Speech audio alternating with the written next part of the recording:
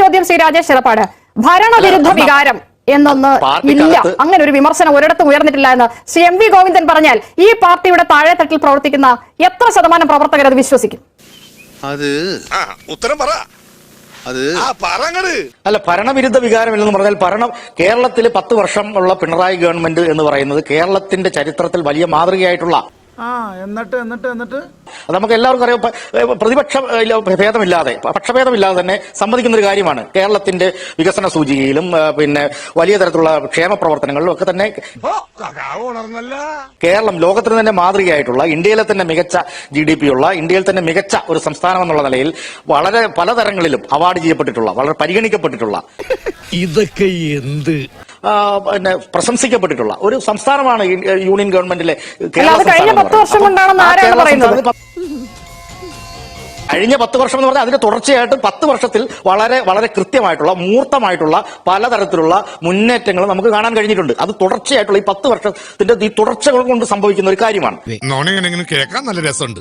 അപ്പൊ അത് വസ്തുതയാണ്. അപ്പൊ ഈ വസ്തുതയെ ബ്രാഞ്ച് തലം മുതൽ സംസ്ഥാന തലം വരെയുള്ള ഇടങ്ങളിൽ ചർച്ച ചെയ്തിട്ടുണ്ട്. അപ്പം ഇത്തരം കാര്യങ്ങളിൽ വളരെ ക്രിയാത്മകമായിട്ടുള്ള ഒരു പങ്ക് ഗവൺമെന്റ് വഹിച്ചിട്ടുണ്ട്.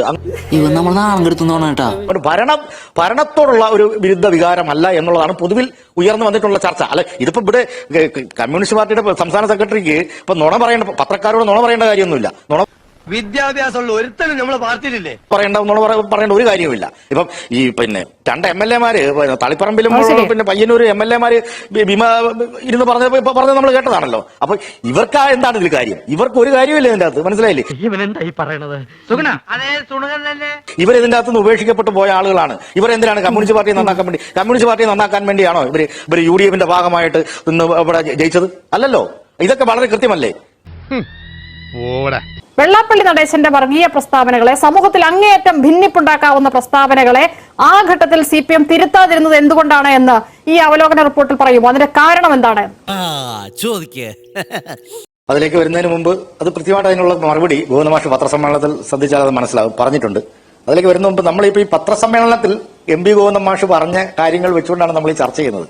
നീ എന്ത് തേങ്ങയാടി പറയുന്നേ? ബ്രാഞ്ച് തലം മുതൽ സംസ്ഥാന തലം വരെ നടന്ന ചർച്ചകൾ എന്തൊക്കെയാണ്, എങ്ങനെയൊക്കെയാണ്, എന്തൊക്കെ രീതിയിലാണ് ചർച്ച പോയിട്ടുള്ളത്, ഏതൊക്കെ മാനങ്ങളിലാണ് ആ ചർച്ച നടന്നിട്ടുള്ളത്, ഇതിനെ സംബന്ധിച്ചൊന്നും ഈ പറയുന്ന ഈ ഇരിക്കുന്ന ആർക്കും അറിയില്ല. കവി തല്ലുവാങ്ങിയിട്ടേ പോകുന്ന തോന്നുന്നു. നമ്മളിങ്ങനെ ആകാശത്ത് നിന്നും കുറെ നരേഷൻ ഉണ്ടാക്കിയെടുക്കുകയാണ്, എന്നിട്ട് പരസ്പര ബന്ധിതമായി കുറെ കാര്യങ്ങൾ പറയുകയാണ്. അതിനപ്പുറത്തേക്കുള്ള യഥാർത്ഥത്തിൽ ഉള്ള ആ ചർച്ചയുടെ സ്പിരിറ്റ് എന്തായിരുന്നു, എന്താണ് അവിടെ നടന്നത്? ഇതിനെ സംബന്ധിച്ചൊന്നും യാതൊരു ധാരണയില്ലെന്നുള്ളത് എനിക്ക് മനസ്സിലായി. ഈ പറഞ്ഞിരിക്കുന്ന ആളുകളിൽ നിന്ന് എനിക്ക് മനസ്സിലായ ഒരു കാര്യം അല്ല,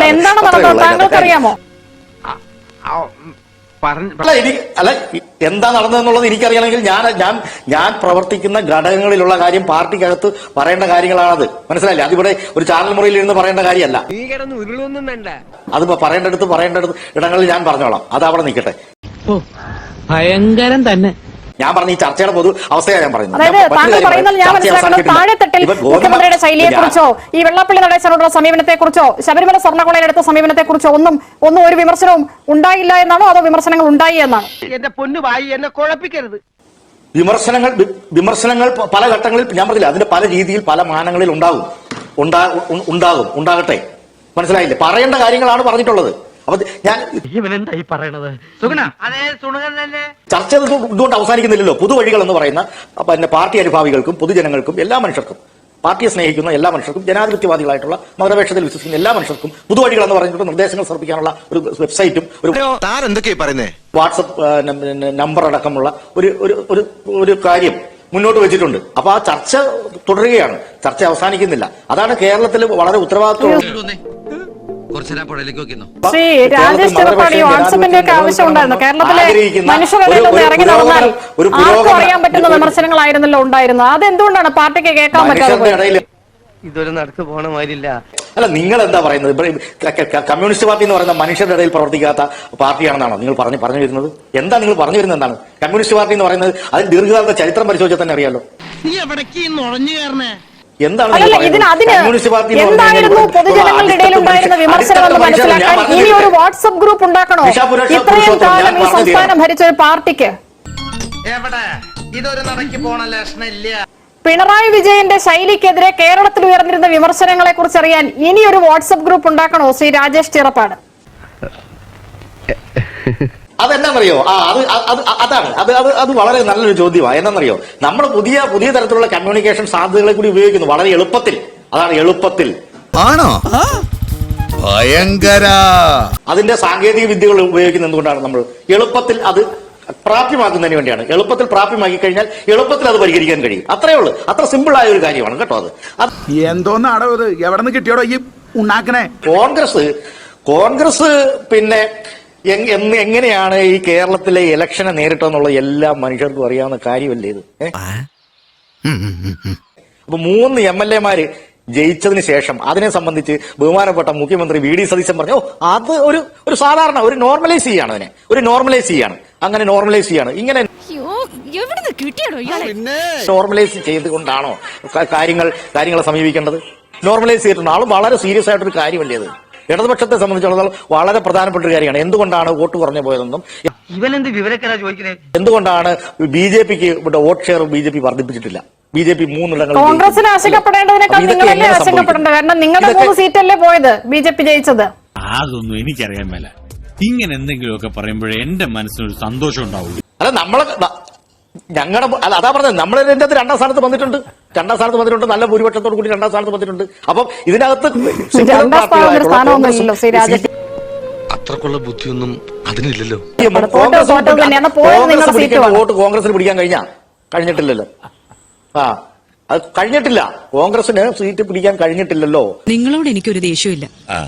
വിവരമില്ലായ്മ ഒരു കുറ്റമല്ലല്ലോ. അതെ, അതാണ് ഞാൻ പറഞ്ഞത്. കോൺഗ്രസിന്റേതായ വോട്ട് പിടിക്കാൻ കഴിഞ്ഞിട്ടില്ല. കോൺഗ്രസിന്റെ വോട്ട് കുറഞ്ഞു വരുന്നു. ഇതെല്ലാം നമ്മൾ ഇങ്ങനെയാണെങ്കിൽ ഞാൻ കളിക്കല്ല, ഞാൻ നേരെ ചിറാപുഞ്ചിയിൽ പോയി മണം വിൽക്കാൻ പോണു. നൽകിയിട്ടുണ്ട്. അത് തെറ്റെന്ന് തെളിയിക്കാനുള്ള കണക്കുകൾ താങ്കളുടെ കയ്യിലുണ്ടെങ്കിൽ താങ്കൾ അത് പറയൂ. BRM ഷഫീർ പറഞ്ഞതിൽ നിന്ന് ഞാൻ മനസ്സിലാക്കുന്നത് CPM-ന്റെ CPI-യുടെ വോട്ടുകളാണ് BJP-ക്ക് പോയതെന്നാണ് അദ്ദേഹം പറയുന്ന കണക്കുകൾ. ഇങ്ങനെ പോയാൽ സംഗതി കുഴയും. ശരി, അത് തെറ്റാണെങ്കിൽ ആ കണക്കുകൾ താങ്കൾ പറയൂ. അദ്ദേഹം ഇതെത്ര കാലമായി നമ്മൾ ഈ വിഷയം ചർച്ച ചെയ്തുകൊണ്ടിരിക്കുന്ന അറിയോ? ഇനിയും വീണ്ടും അത് തന്നെ ചർച്ച ചെയ്യുക പറഞ്ഞു കഴിഞ്ഞാൽ അത് ഭയങ്കര ഭീകരമായ ഒരു അവസ്ഥ. കാരണം അറിയോ, നമ്മളിതെല്ലാം എല്ലാ മനുഷ്യർക്കും അറിയാവുന്ന ഒരു കാര്യമാണത്. എങ്ങനെയാണ് ഈ 3 സീറ്റ് ഈ പോയതെന്നുള്ളതും എന്തൊക്കെയാ ഡീലുകളാണ് ഇവിടെ നടന്നതെന്നുള്ളതെല്ലാം ഭാവിയിൽ മുന്നോട്ട് തെളിഞ്ഞുകൊണ്ടിരിക്കുകയാണ്. അതെ, എനിക്ക് തോന്നുന്നതാണോ അതൊക്കെ ശരിക്കും മണ്ടനാണോ? കാരണം BJP-യുടെ സംഘപരിവാർ മാത്രമല്ല കഴക്കൂട്ടത്തെയും ചാത്തന്നൂരിലെയും താങ്കൾ പറയുന്നു കോൺഗ്രസിന്റെ വോട്ടാണ് പിടിച്ചത്. എങ്കിൽ ആ കണക്കുകൾ താങ്കൾ പറയൂ. പിന്നെ ചൂടാണ്ട് AC ഒന്നും ഇല്ല. അത് നിയമത്തൊക്കെ പിന്നെ എന്താണ് സംഭവിച്ചത്? എന്താണ് പറയുന്നത്? മാത്രമല്ല കോൺഗ്രസിന്റെ പ്രമുഖ നേതാക്കന്മാരാണ് BJP-യിലേക്ക് പോയിക്കൊണ്ടിരിക്കുന്നത് അല്ലേ?